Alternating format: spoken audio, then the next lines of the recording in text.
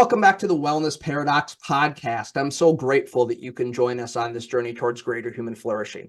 As always, I'm your host, Michael Stack, an exercise physiologist by training and a health entrepreneur and a health educator by trade. And I'm fascinated by a phenomena I call the wellness paradox. This paradox, as I view it, is the trust, interaction, and communication gap that exists between fitness professionals and our medical community. This podcast is all about closing off that gap by disseminating the latest, most evidence-based, and most engaging information in the health sciences.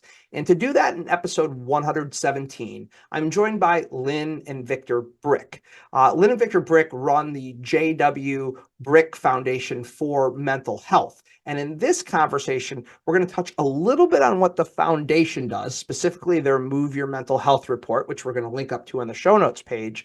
But kind of as a follow-on to last week's conversation with Dr. Newsom, we're going to talk about their Mental Wellbeing Certification. And this is something I'm incredibly excited about. As soon as I saw this come across my feed, I said, I have to get Lynne and Victor on to talk about this because it's an exciting time. And as they'll mention in the podcast, the mental health crisis we're facing really presents an opportunity for a mental health renaissance. And then Lynne and Victor really believe this certification is a part of that renaissance. And this is a certification that is designed right now for fitness professionals, but as you'll hear them talk about in the podcast, it will expand to other professions to help professionals understand how to work with individuals on self-care behaviors to improve their mental well-being. I think this is education that is very much needed and long overdue in our field. And I think this is going to be a very enlightening discussion.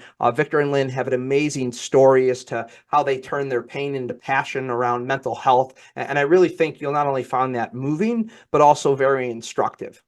Any information we'd like to share with you from this episode can be found in the show notes page. That's by going to wellnessparadoxpod.com/episode 117.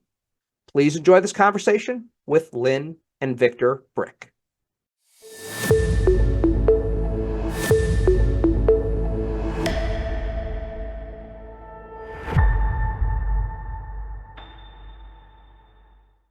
Today, we're delighted to be joined by Lynne and Victor Brick. Lynne, Victor, thank you so much for joining us. Thank you. Pleasure. Yes.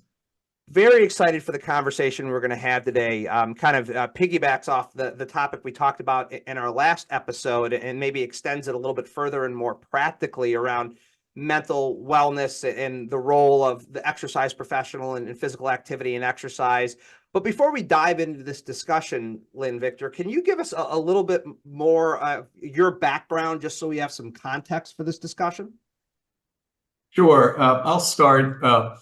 Lynne and I have been in the fitness industry. They refer to us as industry veterans. And you know what a veteran means, right? We're old. So we got in the fitness industry in 1985 with our first club in Baltimore. We grew that to a 7-club chain in the 90s or in the early 2000s. And then we got involved with Planet Fitness. Mm-hmm. And we've really expanded that to where we have 100 clubs. We have 3 Brick Bodies clubs, which are our original club. Mm-hmm. And we have actually 98 planets. We have 20 in Australia, and we have 78 positioned around the country in our different territories. And so we've been fitness people our entire lives. We started as aerobic instructors with aerobic only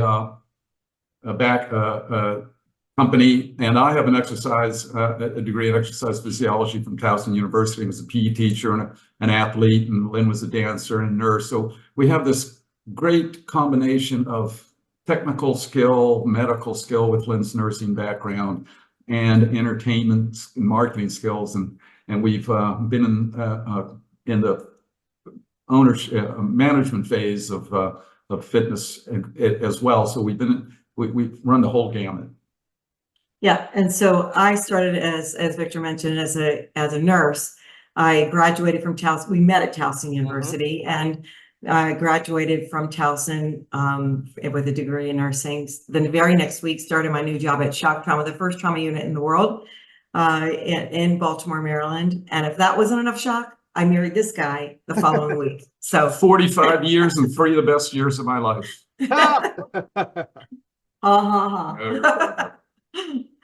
Yeah, I love the background, and you guys, truly have kind of run the gamut and seen our industry, grow up to a great extent from, what it was in the 80s to, what it is today. But that's not all you do. A bigger part of what you do is what we're going to talk about today. And specifically, I'd like you to touch a little bit on the John W. Brick Mental Health Foundation, because that is certainly a massive part of what you do. When I've been at URSA events, Victor, I've heard you talk on this before. So talk about this organization, what its mission is and who it serves. Well, we believe that ultimately you will be judged by what you give back to society. And we built a nice little organization. We've got 100 clubs, 700,000 members, 1,500 staff. We will not be remembered for what we did in the fitness industry. We will be remembered for the John W. Brick Mental Health Foundation. And the John W. Brick Mental Health Foundation was named after my brother, John, who suffered from schizophrenia his entire life and died from complications of the disease. You notice I say complications because schizophrenia is not a terminal disease, but the medication, the things that the stress that the illness put on him personally, ultimately his heart gave out, and that's really what killed him. We were into fitness at that time. Even as a young boy, I knew that there was a better way to treat my brother. I just saw him just being deteriorating, and the medication and the institutionalization and all these things and how it affected him. And once I got into fitness, I realized that some way, somehow, that should be included in this treatment, and it never was. In all the years of treatment, the best hospitals and medical communities in the world, medical services in the world, never once was he put on a fully integrated, well-rounded program that included such things as exercise, nutrition, and mind-body practices, along with medication, psychoanalysis, and institutionalization. Those are the big three. They're the big three today. If you have mental health issues, most likely you will be given psychoanalysis, medication, and institutionalization. And John received all three of those. We knew there had to be a better way. And at his funeral, the sadness that we felt as a family and what I saw and experienced with my parents especially, I was determined to help other families not have to go through that same pain.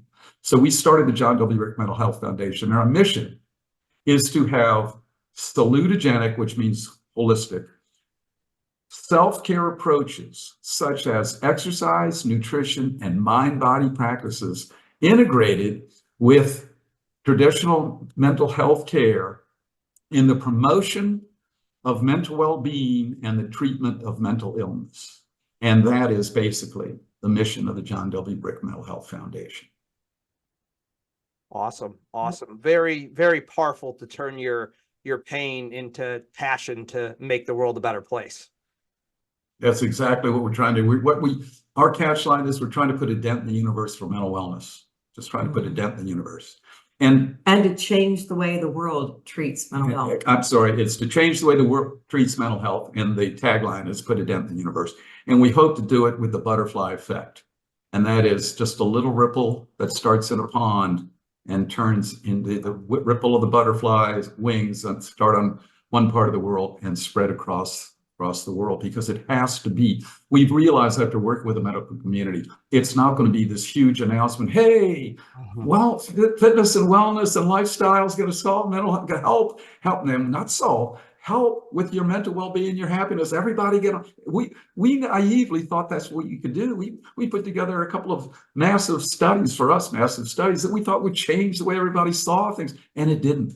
And we realized it's about education. Yep. It's about changing people one person at a time, one health professional at a time, one medical professional at a time, one person at a time. And so, Mike, to answer your question about who does this serve, it serves everyone. And we know that we've experienced the ill effects of the pandemic, and the longer tail of the pandemic is basically the crisis we're experiencing with mental health and mental well-being.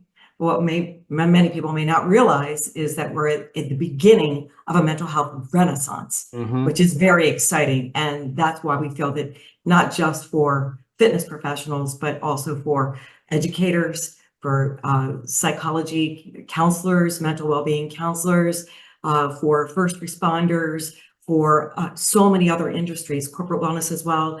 that really need the tools Mhm. to help them so they can better serve the people that they serve. And that's why we came up with the certification, Ivy. Yeah, and I'm really excited to dive into that. One thing I do want to just touch on really briefly, because I think it was very powerful and very well done, is the Move Your Mental Health report that the foundation produced. Can you just touch on that real quick? And we'll link up to that in the show notes, because I find that I reference that document to so many people. So just touch on that really briefly, and then we'll get into the certification. As I said originally, we are going to be a research foundation. We were going to create or help fund and promote evidence-based research that was going to change the way the world perceived the treatment of mental well-being and mental health. And as we did our homework, we realized there were so many powerful studies out there already that the first thing we should do is collate them and promote them. And that's what we did with the guidance of our executive director at the time, Cassie Beaton, who has a PhD in psychology and is a professor now at University of California, San Diego. So she comes from the academic community, and she understood the power of producing evidence-based research that has already been done. So we reviewed 1,400 research papers, 1,400 studies, not research papers, studies, the papers on the studies. And that showed conclusively 91% of them were categorically positive in the position that, or the hypothesis that holistic lifestyle approaches, whatever it was they were measuring, had an effect on medical well-being issues such as depression, such as anxiety, not the clinical ones so much, but more of the lifestyle related ones. And that is all in the Move Your Mental Health report. And if we did nothing but stop with the production of that report, we could pat ourselves on the back, because it not only has the studies and the findings, but it then gives the recommendations. And for any health club professional, any fitness professional, any well-being professional, it is an invaluable tool. It quantifies things by type of activity and how effective they are in different types of mental well-being issues, and gives basically a roadmap that a person can follow, either themselves or for whoever it is that they're serving, to maximize benefits. And in addition to that, it's 30 years worth of collated data, right, which is very impressive. In addition to that, it's also an interactive report. So if you wanted to research how mood or depression or anxiety are affected by cycling, for example, you can just click on that and it will pull up all the information, the data with pie charts, et cetera, that you can review to gather that information. But here's one of the main findings of the report that, quite frankly, wasn't shown in a scientific study, but relates to almost everything in the report. Do you know the best activity for anybody to do? Whatever they'll stick with, whatever they'll do. Well said. And that's the key. We can give you, and that's where the certification comes in, by the way, we can give you the results, the science. But let's take my brother. My brother wasn't going to get in 3 45-minute activities a week of interval training at a moderate to intense level. Yeah. He would do tennis. He would run with his brothers, Victor and Meryl. He would do anything with his brothers. We were his rock, but he wouldn't do it by himself. You can't just give somebody that's had a hard time, quite frankly, with reality and coping with life, a set of instructions and how-tos. It's how you deliver it, how they perceive it. And the most important thing, of course, is, what do they call it? Not compatibility, but that they actually do it. Yeah, without a consistent a consistent manner. Right. Consistency is really critical too. Got it. The best form of exercise is the one that you're going to stick with, right? We know exercise. We know exercise works. Right. It's just you got to stick with it to make it work. And so I will say, the report, to both of your points, is such an invaluable tool. Everything you said, I think, is really accurate. But as someone that reads a lot of research and realizes that a lot of research is above a lot of people's heads because it's written in an extremely academic fashion. That's one of the things I like best about the report is it was written in a very approachable way that I can send it to somebody who has a degree from, University of Michigan or, Towson or wherever. They would get it, but I can also send it to somebody who doesn't have a degree. Maybe they're just starting out in the field and they would understand it. So we're going to link up to that in the show notes page. Highly recommend it as a resource. It's so informative and so educational, and kudos to you guys for putting in the work on that, because that is a meta-analysis on steroids with what you guys did right there. There's some serious work. And the C word I was looking for is compliance. Usually I look to my wife to tell me what I'm forgetting in my old age. It's got to be compliance, and the best way to get compliance is something they like. Exactly.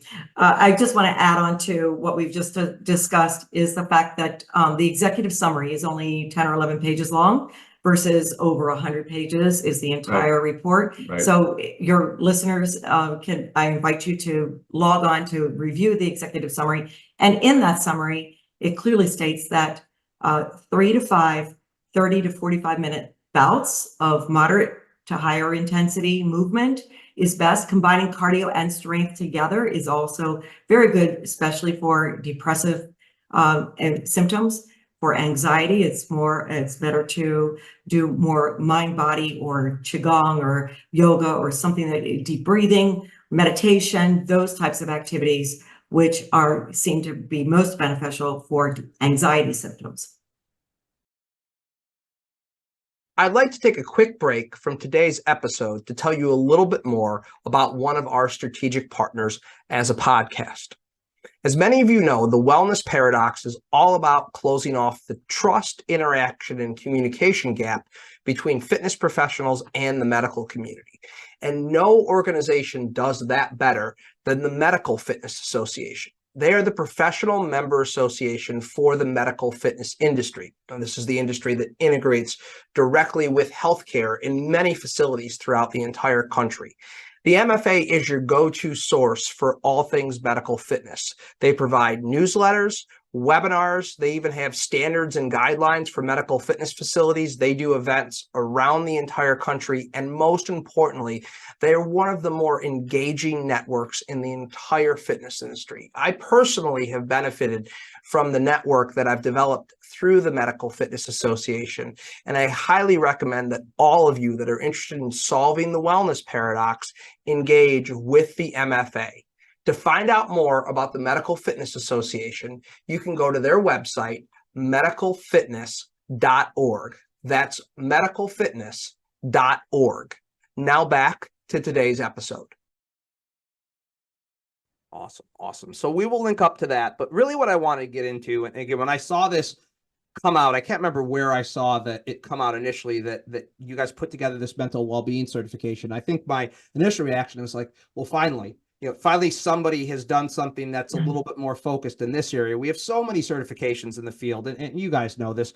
We've got nutrition, we've got cycling, we've got personal training, we have all these things, but we've never had a mental well-being certification. And you guys kind of talked about this earlier, but I really want you to kind of focus the message in here. Why did you feel like this was the time and the place for you guys to do this certification to educate? I think you're saying more than just fitness professionals, but a wide variety of people. Well, the main reason why we felt there was a need is to add credibility to anyone that is serving others. And as I mentioned before, provide the tools to help them to better serve the people that they serve. And we've gathered experts from around the world to provide scientific evidence-based research, which we have recorded onto the certification, online certification. And as Lynn said earlier, the pandemic was really the driver of this, because it drove the entire world, not just the United States, but society in general, into this mental health pandemic. And people use that term. It's not just bandied about by a small group. But what a lot of people don't realize is that we are not only experiencing a mental health pandemic. I mean, clinical analysis of people with mental health issues has doubled from 24% a year to almost 50 or more. I could quote stat after stat that we all know, but it's also the beginning of a mental health renaissance. Why? Because every time there's a need, there's a solution. And so the timing was right. 10 years ago, this certification might have just been a blimp on the radar for most people, but all of a sudden everybody is scrambling to help either themselves, their clients, their friends, or their family. And so we realized that we needed to go from a research institution or foundation to an educational foundation. And if you think about it, the Moving Mental Health Report is education. This certification takes it to a whole nother level. It's one thing to have all theory. Hey, yes, but what can we do? What can I take home? I'm going to hear you speak for an hour. What can I take home and apply immediately? And we realized we needed a roadmap that people could follow. And again, it's not, just so you know, our daughter is struggling with ovarian cancer. And if anybody has needed to follow that roadmap and help themselves in this dark hole that at times seems like there is no light, it's us. And we know firsthand that we have employed every single technique. Laugh yoga. We do 8 to 10 minutes of laugh yoga just to fool our bodies into being happy. We do the breathing, all these things. And so we know that it works. And we want others to realize I can employ these things myself as well. I can help others with it. I can transfer it to my staff, to my members, to my clients, to my family. And it's not rocket science. We are not giving people a degree in psychology. We are giving them self-help, really. Self-care. We call it self-care. Yeah, the timing piece, I think, is so right. I kind of think that it's the old Winston Churchill quote that you should never waste a good crisis. And I feel like, Exactly. COVID and where we're at with the state of, mental health in the world, it is, and Lynn, you used the word, it is a crisis. And, it is, in that crisis, it is an opportunity. So let's dive into this a little bit. Can you give our audience a little bit of a peek under the hood of what they could expect if they were to engage with this certification? Absolutely. I'm honored to do that. Well, what we did was, as I mentioned, we gathered the experts from around the world to provide didactic, evidence-based research information that is all online, and as well as we have practical professionals who share how to apply that research into the real world. So, for example, for Group X instructors, they would approach the research and practically make it a practical application in a different method versus one-on-one, a personal trainer or a small group. So under the hood, we start off by welcoming everyone. Our first module is redefining mental health with Dr. Jerry Boddicker, who is world-renowned as a mental health expert. And then we go into the next module is movement and exercise. And we have another module on eating well and nutrition. The next module is on mindfulness and meditation. And the next one is on social connection, which we all learned is so critically important. People need people. Yep. And then creating a safe space, overcoming discrimination and bias and stigma. The next module is basic health and wellness coaching and communication skills. The next module is ethics and collaboration.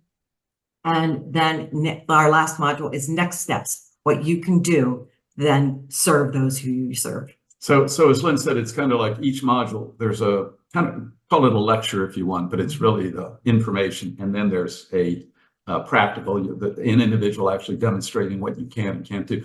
And not can and can't, but how to best utilize the information. Yeah. And there's a crossover and transfer of application between all the modules. It's not like this one's only for this and this one's only for that. But at the same time, if you wanted to be able to communicate with people better and how to approach someone with health issues and mental health issues and how to get them to to open up or comply. And it's not like you're trying to be their counselor, but how can you get them to participate and to enjoy it and to not be so self-conscious? You could go to the, what would that be? The communication? Yeah, that coaching and Coaching communication modules. So you don't need, they're not progressive. You can pick and choose, like with nutrition, it stands on its own, but there are 10 total, I think. Yes, 10 modules total.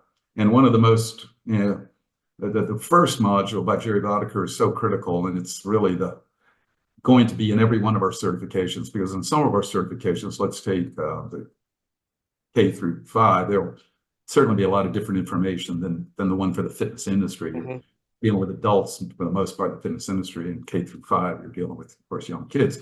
But you have to understand the concept of the dual continuum. Mm-hmm. And if I could take a moment now to discuss the dual continuum. Mental health has always been thought of as a continuum. And on the one end was no mental illness, and then mild mental illness, and then severe mental illness. And people moved up and down this continuum based on their physiology, heredity, and whatnot, and life events. And in reality, there's a dual continuum. There's two continuums. The first continuum, the traditional continuum, is pathogenic in nature. Mm-hmm. You either have a mental health issue or you don't. You do move up and down the continuum to a certain extent based on events, but for the most part, it's based on illness. Mm-hmm. The vertical continuum is a lifestyle continuum. It's a salutogenic continuum, and it's based on life events. The pathogenic condition goes from no mental illness to severe mental illness, whereas the salutogenic holistic approach goes from flourishing to languishing. Mm. So you can have a mental health condition such as depression, anxiety, a clinical issue. And if you exercise, you have a nice support system, you have a nice job, you have a proper medical care that you need, you can be happy and thriving. Mm. You can be flourishing. Whereas with somebody else that has no pathogenic mental health condition, you've lost your job, your wife has left you, your husband's left you, your partner's left you, you're struggling with loneliness because of the pandemic or because of who knows what, you don't eat well, you tend to drink, you smoke, you have some medical, physical health issues, you can be languishing, even though you pathogenically don't really have a pathogenic condition. So the horizontal continuum, that's healthcare. Mm-hmm. Mm-hmm. We, the fitness professionals, deal in self-care. Mm-hmm. We deal in the salutogenic continuum, and we have to know that's our space. We have to work with the healthcare community, but they need to be willing to work with us. Mm-hmm. And together, we can get people flourishing. And if we don't, we can have people that are basically healthy, languishing.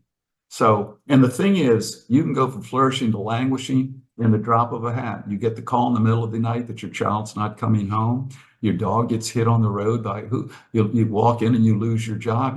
Your life investments get blown up in the stock market. You can go from flourishing to languishing like that. And if you don't have the proper skills and tools to employ to help you come back, and the support system is a big part of it, you'll stay there, as opposed to being able to reverse it like hopefully all of us that have these go-to tools. I want to make an addition to this too. This certification is really wrapped around the concept of prevention. Mm. And, I as a former trauma nurse, we were in the reactive phase of the medical community. And now, switching to the fitness and health club environment for industry for many, many years, it's always been our passion to focus on prevention and education. So that is the lane that we really want to help so many other people to understand that they can engage these tools to help not only themselves, as Victor said, their family members, their loved ones, their neighbors, as well as those that they serve. And I also want to make a statement. I've said it several times already, and that is, it's all about integrative. Mm-hmm. You need that wellness community. You need the medical community. It's not alternative care. It's self-care but it's integrative self-care and working together. Many of the people that have contributed to this certification are psychiatrists and psychologists. They are from the healthcare community. Yes. Healthcare and self-care, we use a yin and yang model, Right. where they interplay, but there's always some self-care and healthcare and always some healthcare and self-care, but they work together just like a yin and yang. The holistic nature of all this, I think, is what is the most exciting, aspect. You said it, and this is something I think a lot of people that think of modern psychology, it is very pathologizing in nature, just by the way it's structured. And that's a whole separate conversation. But the idea of this dual continuum that exists, where you actually, there are things that you have agency and control over, if you practice those behaviors, I think are so important. And the holistic nature of the curriculum that you've talked about, I think, is also very exciting. I feel like exercise professionals get a lot of these things in bits and pieces, but integrating them together doesn't always happen quite so well. So I think, this just sounds like it's going to be a tremendous resource for the professionals in our industry. And it sounds like expanding beyond, which is, very exciting. We're going to link up to this on the show notes page, but just so the people who are listening hear it, where can they go if they want to find out about this certification and then all the other great work that your foundation is doing? Well, through johnwbrickfoundation.org is our main foundation, but on there, through the Mental Wellbeing Association is a separate association. You can just click on the links through the JWB and find all the resources we've already talked about, as well as the links directly to the Mental Wellbeing Association.org page as well. And when Lynn says it's a separate association, that we realized that we had to have a separate division that really focused on certification. So we created the John W. Brick Mental Health Foundation, created the Mental Wellbeing Association. So it's a division of the John W. Brick, but it is the certification arm, so that people didn't think that the John W. Brick was trying to get into an area that we weren't qualified. And it is a entire division with its own focus and budget and everything else. And both are nonprofit. Every penny brought in, because the Brick family covers all operating administrative costs. Every penny raised goes to the certification or goes to the foundation for their work. Every penny. And on top of that, we match every dollar that's brought in as well, personally. You guys are making a profound difference, and I'm very excited to see where this certification goes, because this is just as we speak, this is just launching. So I know it sounds like you guys have plans to expand this. So we're definitely gonna be paying attention to how this proliferates, and I hope in a year or two we will bring you guys back on and you could talk about all the amazing successes that you've had with this. We appreciate that. And just so everybody knows, the certification will launch when? In March. In March. And you can get it at a discount at the present time. This isn't a sales pitch, but it should be stated that. And again, all the money that comes in goes right back into the foundation. And we are fast tracking the next two certifications, which is in education. Do you know why? We've been approached by several school districts asking, what can we do? Literally, people are at a loss as to how to stem this tidal wave of mental health issues. And so we realized we already had the basic framework, and now we just got to tailor it to education. Then we realized, well, you're going to speak to an elementary school kid a lot differently than a high school kid, and a lot differently than a college. Right. Higher education. So those are the three next certifications: primary, secondary, higher ed. Awesome. Well, we're going to be on the lookout for all of those. Before I let you both go, I have the final question that I always end the podcast on, and I suspect you're going to have a very interesting perspective on this because of everything you've experienced. But for me, I've considered the wellness paradox, probably in ways you have, that kind of the trust, interaction, and communication gap that exists between medicine and the fitness and wellness community. With your decades of experience in the industry, if you had to give fitness professionals one piece of advice to close off that gap between our community and healthcare, what would that one piece of advice be? In a word, for me, it would be education. We don't have street cred. We talk off the top of our head. We say what we've seen, what we feel, what we've experienced, and we don't speak science, and we don't speak research, which is why the foundation started as a research community. But the research is out there, which is why we went to the mental health report. But then what do I do? Which is why we went to certification. We hope to become an nationally accredited certification to where people will say, in the medical community will say, oh yeah, that's great. And then we'll talk to you, because right now we do not have street cred. And that is changing by demand. And for instance, something as simple as understanding a dose of happiness. Why don't you explain that? All right. So as Victor said, we love to laugh. And there's a scientific reason why we love to laugh, is because it doesn't matter whether it's a real laugh or a fake laugh, your body secretes the same happy hormones. And so we call it a dose of happiness. And D is an acronym. D stands for dopamine, of course, your addiction, persistence hormone. Oxytocin, O is for oxytocin, the connection, the bonding hormone, especially when a mother nurses her babe.